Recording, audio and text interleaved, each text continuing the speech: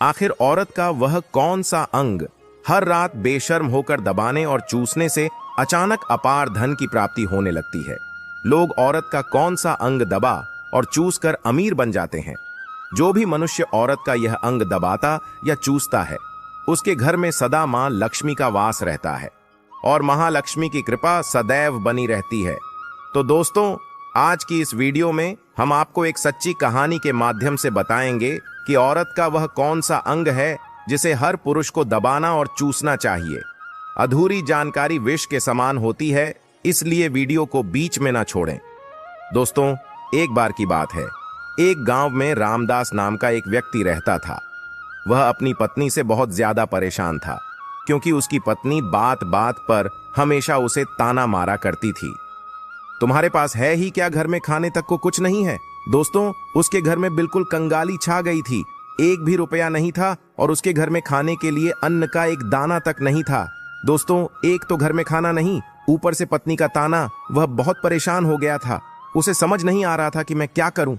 एक दिन की बात है जब वह अपने घर से एक सुनसान रास्ते पर निकल गया। वह बहुत ही सुनसान रास्ते पर चल ही रहा था कि उसे एक साधु तपस्या करते हुए दिखाई दिए। वह उनके पास जाकर बैठ गया। जब साधु ने अपना तप खत्म किया तो रामदास उनके सामने जोर जोर से रोने लगा। साधु ने रामदास से कहा, पुत्र, तुम्हें क्या दिक्कत है? तुम क्यों रो रहे हो? आखिर तुम्हें क्या परेशानी है? तब रामदास ने साधु महाराज से कहा, हे महाराज, मेरी एक पत्नी है जो कि मुझे रोजाना ताना मारती है। मैं गरीब हूं तो मैं क्या करूं? कितना भी कुछ कर लूं लेकिन धन कमा ही नहीं पाता हूं। मेरा एक छोटा सा धंधा था, वह भी पत्नी के क्लेश की वजह से चौपट हो गया। वह दिन रात मुझसे झगड़ा करती है। अब तो मैं दाने दाने के लिए परेशान हो गया हूं। हमारे घर में खाने के लिए कुछ भी नहीं है, इसके अलावा पहनने के लिए वस्त्र भी नहीं है। लेकिन मैं अपनी पत्नी को समझाता हूं कि वह मुझे ताने ना मारे, मुझसे झगड़ा ना करे, लेकिन वह बिल्कुल भी नहीं मानती। साधु जी, इसी वजह से मैं बहुत ज्यादा परेशान हूं। इसी वजह से मैं घर छोड़कर यहां आया हूं। तब साधु जी कहते हैं, रो मत बेटा, मैं तुम्हें एक काम बताने जा रहा हूं जो तुम्हारी किस्मत चमका देगा। तुम्हें अपनी औरत का सिर्फ यह अंग बेशर्म होकर कर दबाना और चूस लेना है। अचानक तुम्हारे घर में धन की प्राप्ति होने लग जाएगी। तुम देखते ही देखते अमीर बन जाओगे। साधु जी कहते हैं, जो भी पुरुष औरतों का यह अंग दबाता या चूसता है, उसके घर में कभी भी धन की कमी नहीं रहती है और ना ही उसके घर में लड़ाई होती है।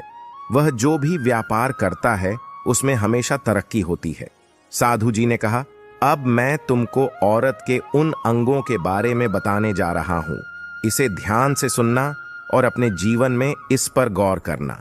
तब रामदास साधु जी महाराज की बातें बहुत गौर से सुनता है और कहता है कि जितना जल्दी हो सके मुझे यह बता दो दोस्तों। तभी साधु जी महाराज उस आदमी को एक कहानी सुनाते हैं और बताते हैं कि एक नगर में एक किसान रहता था। उसके बहुत सारे खेत थे जिस पर वह दिन रात मेहनत करता था। उसके घर में किसान और उसकी पत्नी रहा करते थे। उस किसान और उसकी पत्नी में आपस में बहुत ज्यादा प्रेम था। उसके घर में किसी भी प्रकार की लड़ाई झगड़ा या क्लेश नहीं होता था। इसी वजह से उसके घर में सदैव महालक्ष्मी का वास रहता था और उसके खेतों में इतनी ज्यादा पैदावार होती थी कि वह दिन प्रतिदिन और अमीर होता जा रहा था। उस किसान और उसकी पत्नी में इतना प्रेम था कि आसपास के लोग उन्हें देखकर जल जाया करते थे। धीरे धीरे उसके पूरे गांव के लोग जान गए कि किसान और उसकी पत्नी में बहुत ज्यादा प्रेम है। धीरे धीरे यह बात उस नगर के राजा तक पहुंच गई। दोस्तों, किसान और उसकी पत्नी की बात जब राजा के पास पहुंचती है तो राजा भी उसके प्रेम की काफी ज्यादा तारीफ करते हैं। वह सभी से बताते हैं कि हमारे नगर में एक किसान और उसकी पत्नी रहते हैं जिनमें कभी भी लड़ाई झगड़े नहीं होते हैं। उन दोनों में आपस में इतना प्रेम है कि मैंने ऐसा अपनी जिंदगी में कभी भी नहीं देखा। एक बार की बात है, राजा पूरे नगर में ढिंढोरा पिटवा देता है कि इस नगर में जितने भी लोग हैं वह सभी अपने घर में घी का दिया जलाएंगे। राजा की पत्नी पूछती है कि आप ऐसा क्यों कर रहे हैं? सबके घर में घी का दिया क्यों जलवा रहे हैं? राजा अपनी पत्नी की बात सुनकर कहते हैं, दीपक प्रेम की निशानी होता है। जिसके घर में घी का दीपक जलता है उसके घर में सदैव प्रेम बना रहता है और मैं चाहता हूं कि जो प्रेम किसान और उसकी पत्नी के घर में है वह हमारे पूरे नगर में रह रहे पति पत्नी के बीच हो। इसीलिए मैं हर घर में दीपक जलाना चाहता हूं। दोस्तों, राजा के सैनिक जाते हैं और हर जगह नगर में डुग्गी पीट देते हैं और कहते हैं सभी के घर रात भर घी का दीपक जलना चाहिए। दोस्तों, राजा की बात मानकर सभी नगरवासी अपने घर में दीपक जला देते हैं, लेकिन जैसे ही आधी रात होती है सभी के घर के दीपक बुझ जाते हैं, लेकिन किसान के घर का दीपक वैसे ही जलता रहता है। दोस्तों, दीपक हमेशा किसान की पत्नी जलाती थी, लेकिन उसकी बात नहीं मानती थी। वह हमेशा अपनी मनमानी करती थी। उसका जो भी मन करता था वही काम करती थी, लेकिन किसान को इस बात से कोई भी दिक्कत नहीं होती थी, क्योंकि किसान बहुत समझदार था। किसान सोचता था यदि मैं अपनी पत्नी को रोक टोक करूंगा तो घर में बेवजह ही लड़ाई झगड़ा होंगे। कई चीजें किसान इस वजह से अनदेखा करता था कि उसके घर में प्रेम बना रहे राजा अपने महल को छोड़कर पूरे नगर का नजारा देख रहे थे। उन्होंने देखा कि सारे नगर में किसी के घर में दीपक नहीं जल रहा है, लेकिन किसान के घर में दीपक जल रहा है। तब राजा अपनी रानी से बोलता है कि देखो, किसान और उसकी पत्नी के घर में दीपक जगमगा रहा है, लेकिन पूरे नगर में कहीं भी दीपक नहीं जल रहा है। इसी से पता लगता है कि किसान और उसकी पत्नी में कितना प्रेम है। तब राजा की पत्नी राजा से बोलती है कि जो किसान और उसकी पत्नी में प्रेम है वह किसान की पत्नी की वजह से है, और इसी वजह से उसके घर में इतना ज्यादा प्रेम है। दोस्तों, जब राजा रानी की बात सुनता है तो कहता है नहीं, तुम्हारा सोचना गलत है। जो प्रेम किसान के घर में है वह उसकी पत्नी की वजह से नहीं है, बल्कि वह किसान की वजह से है। रानी कहती है कि किसान की पत्नी बहुत ज्यादा समझदार है। आपका सोचना गलत है, और यही वजह है जो कि उनके घर में कभी भी लड़ाई झगड़ा नहीं होता है। राजा कहता है कि किसान समझदार है, और रानी कहती है कि किसान की पत्नी समझदार है। दोस्तों, इसी तरह कुछ देर चलता रहा। इसी बात को लेकर राजा और रानी के बीच काफी झगड़ा हो गया। इसके बाद रानी राजा की दाढ़ी उखाड़ ली और राजा ने रानी को उठाकर पटक दिया। इसके बाद राजा कहता है हम लोगों को झगड़ा करने की जरूरत नहीं है, क्यों ना हम किसान और उसकी पत्नी की परीक्षा ले लें। सारा दूध का दूध और पानी का पानी हो जाएगा। लड़ाई करने के बाद इस बात पर राजा और रानी दोनों सहमत हो गए और दोनों की परीक्षा लेने के लिए तैयार हो जाते हैं। तब राजा अपने महल में जाता है और एक पुरुष सैनिक को बुलाता है और पुरुष सैनिक से बोलता है कि तुम किसान के पास जाओ और जो जो प्रश्न मैं तुमसे बोल रहा हूं वह तुम किसान को बोल देना। वह पुरुष सैनिक बोलता है ठीक है महाराज। वह सैनिक राजा की बात सुनकर किसान के पास जाता है। उस समय किसान की पत्नी खेतों में गई थी, लेकिन किसान की कुछ तबीयत ठीक नहीं थी, इस वजह से वह खेतों पर नहीं गया था। इस समय वह सैनिक किसान के घर पहुंच जाता है और किसान से कहता है मैं राज दरबार से आया हूं, राजा साहब ने मुझे भेजा है। दोस्तों, किसान कहता है बताइए मैं आपकी क्या सेवा कर सकता हूं। आप बैठ जाइए, मैं आपके लिए पानी लेकर आता हूं। तभी वह सैनिक बोलता है कि नहीं, तुम कुछ भी मत लाओ, मैं राजा का सैनिक हूं, बस आपके पास राजा का समाचार लेकर आया हूं। तब किसान कहता है ठीक है, आप मुझे बताओ राजा साहब ने मेरे लिए क्या समाचार भेजा है। सैनिक कहता है किसान, राजा साहब ने यह बोला है कि यदि तुम अपनी पत्नी को छोड़ देते हो तो राजा जी आपको बहुत सारे हीरे जवाहरात और साथ में तुम्हारे जमीन से 2 गुना ज्यादा जमीन राजा जी आपको गिफ्ट में देंगे। इसके अलावा राजमहल का आधा हिस्सा भी आपको दिया जाएगा। लेकिन जो किसान ने जवाब दिया वह सुनने लायक है। किसान ने कहा राजा जी अपना पूरा राजमहल मुझे क्यों ना दे दे, लेकिन मैं अपनी पत्नी को नहीं छोड़ूंगा। जाओ और अपने राजा से कह दो किसान ने ऐसा कहा है। सैनिक जाता है और राजा को सारी बातें बताता है। इस समय रानी वहां पर सैनिक की बात सुन रही थी। सुनने के बाद रानी ने कहा आपने किसान की तो परीक्षा ले ली, लेकिन किसान की पत्नी की परीक्षा नहीं ली है। इस तरह से हम कैसे पता कर सकते हैं कि कौन समझदार है। इसके बाद रानी ने कहा कि अब मैं भी किसान की पत्नी की परीक्षा लेना चाहती हूं। जब दोनों की परीक्षा हो जाएगी तभी पता चलेगा कि कौन समझदार है। फिर रानी ने भी एक सैनिक बुलाया और कहा कि मेरी बात किसान की पत्नी को बोलना और याद रखना, यह बात तभी बताना जब किसान वहां पर ना हो।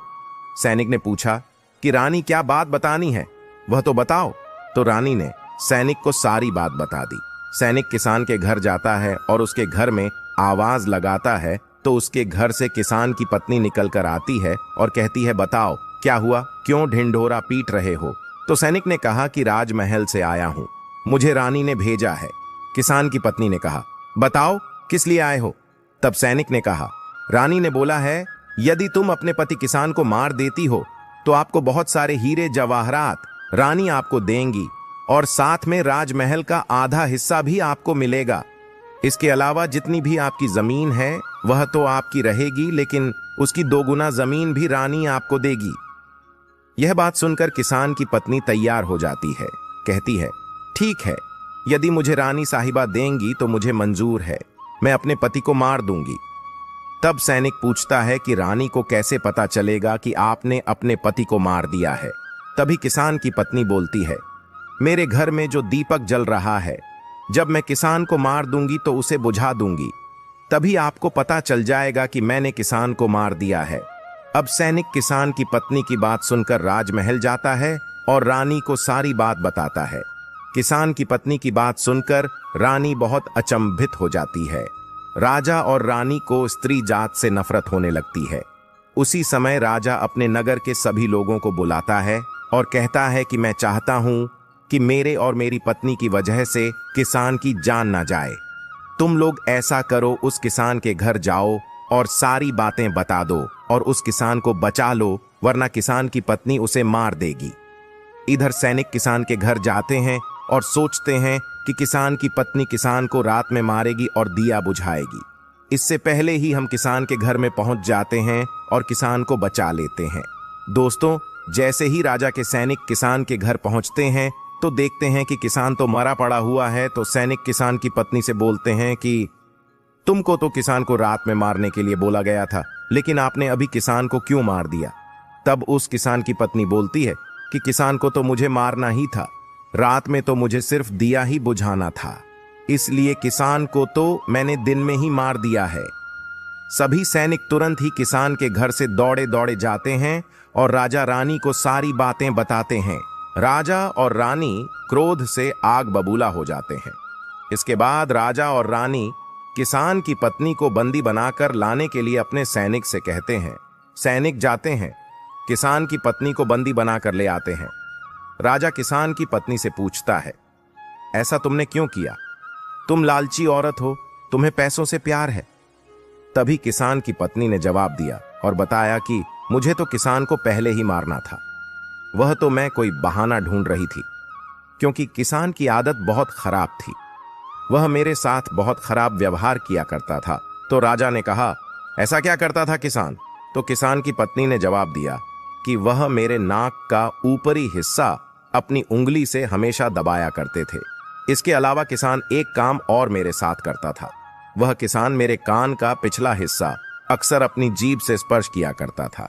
राजा ने पूछा, ये बताओ, जब आप लोग गरीब थे तब क्या किसान आपके साथ ये काम करता था? तो किसान की पत्नी बोलती है, नहीं महाराज, तब ऐसा नहीं करता था।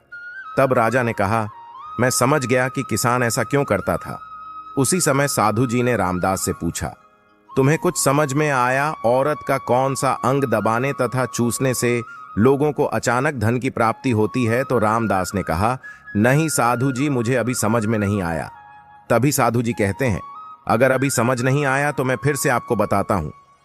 किसान अपनी पत्नी के साथ जो पहला काम करता था वह है, उसके नाक के ऊपरी हिस्से को अपनी उंगली से दबाता था।